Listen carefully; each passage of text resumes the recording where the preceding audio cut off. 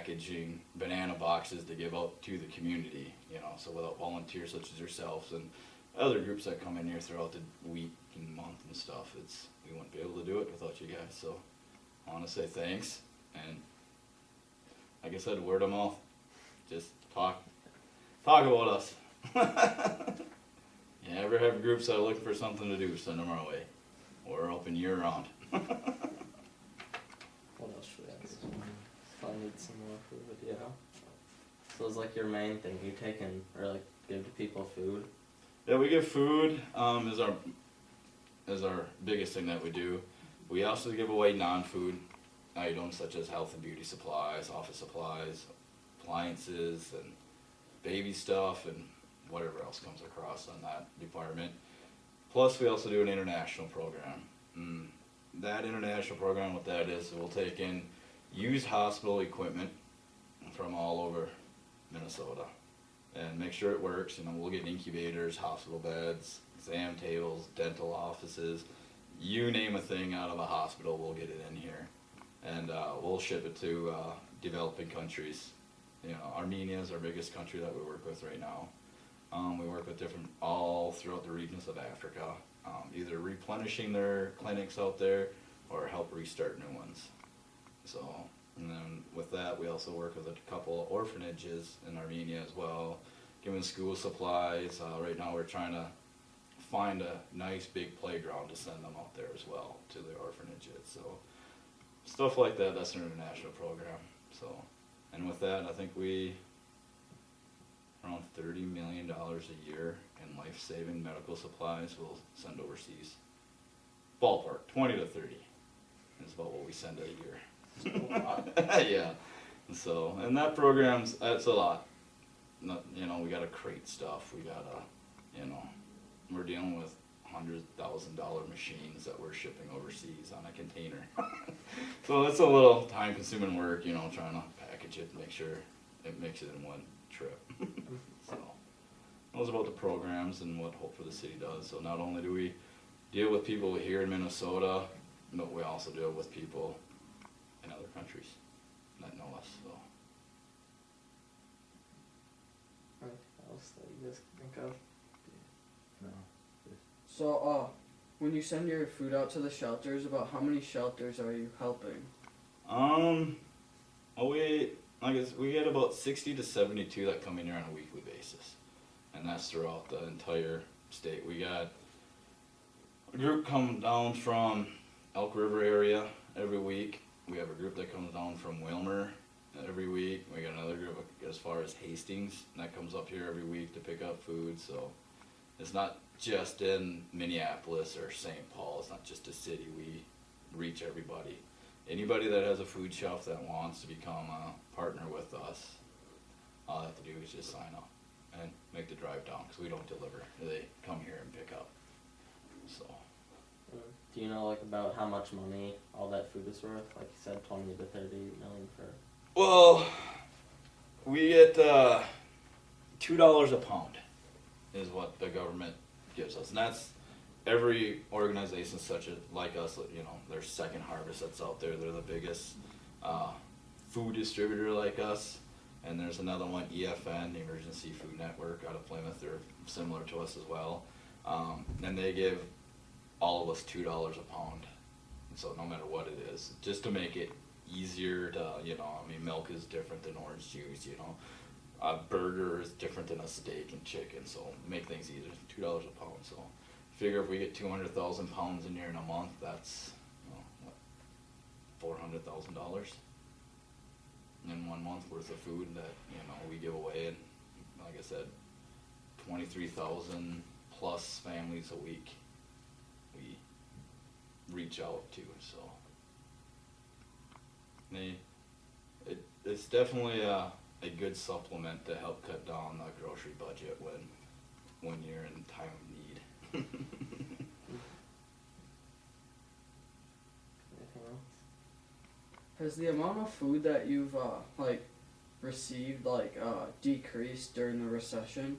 No, we've gained. We've gotten so ever since the recession hit, we've gotten way more food. I don't know the true meaning why. In my personal opinion, and my theory, thinking is why we got so much food since the recession hit is because, like I said, this is my opinion now, and it's all on tape. Is that if you think about families going to the grocery store, say average family is a family of 5, goes to the grocery store. Well, instead of buying, $200 worth of groceries when you go, you gotta cut money out of your budget somewhere. So instead of, getting the top of the line, whatever, you're gonna go more towards, cheaper stuff, or cut certain snacks out of your diet and, the stuff that you really don't need. You're gonna buy the basic essentials to get by till your next paycheck for your family. Well, the companies that are making all this food, they're not gonna quit making it, so they keep pumping it into the grocery stores and the distributors that hold it, and eventually you gotta do something with it because they're getting backed up. So, and that's where like ourselves come in, Second Harvest, EFN, us 3 main food distributors in Minnesota, they'll donate to us so we can get it out into the community that way. So. And have you had to start helping more people since the recession? Yes, just talking to a lot of the food shows that come in here on a weekly basis to pick up. Some would start it off before the recession hit, feeding, say, 30 families, a week. 30 families would come in and pick up. Well, those food shelves went from 30 families up to 130 families within a matter of months. And they can't even keep enough food in their food shelves anymore. If we have the food to give away, we invite food shelves that can accommodate to come back a second time that week. Just so, they can even give their families more food and get the food out of our warehouse, because we always get more coming in. So, yeah, it's when you don't see it from the outside, if you're not affected by the recession, you don't really see the impact it takes. But when you're actually, dealing with food shelves and hearing their stories that, yeah, so-and-so just lost their job, dad got fired, mom can't find a job, they lost everything.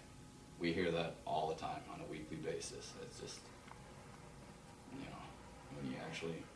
when you're in it, dealing with it, it hits you, it hits home a lot harder than being, well, I got a job. My job life has never changed yet, blah, blah, blah, blah. But when you're actually in the dirt and the mud and grind and in the trenches dealing with it, you see more and more and more families and food shelves coming in saying, I went from 30 to 130, and just, and we here at Hope for the City try to give them what we can. Here you go. We'll give boxes of food away. Hey, I had a family that come up that just lost everything, and we don't have a lot, they don't have a lot. We'll go in our freezers and pull out something, hey, I found this whole chicken in the freezer, and we'll put a little care package together for that specific family. Just, that's how I can touch people, reach out, because I know it. I've been down that road before where when you can't afford to even buy milk. Do I buy milk, or do I bounce a check for gas so I can get to work? And that's where sometimes it comes from. So certain cases, it does touch me really close to the heart with, certain things. So. Do you ever have like a shortage of food in the warehouse where you're not getting enough that like people are asking for? Yeah, our shelf stable food. All your stuff that you can put on your shelves in your pantry, we don't get a lot of that at all. The reason why that is because we rely on it coming in as a donation, where a lot of companies now that have that, instead of donating it, they're gonna deduct the price of the pallet, so they'll be like 50 cents on the dollar. So if a pallet costs $500, they're gonna sell it for $250 to somebody, where we don't have the money to start buying food like that.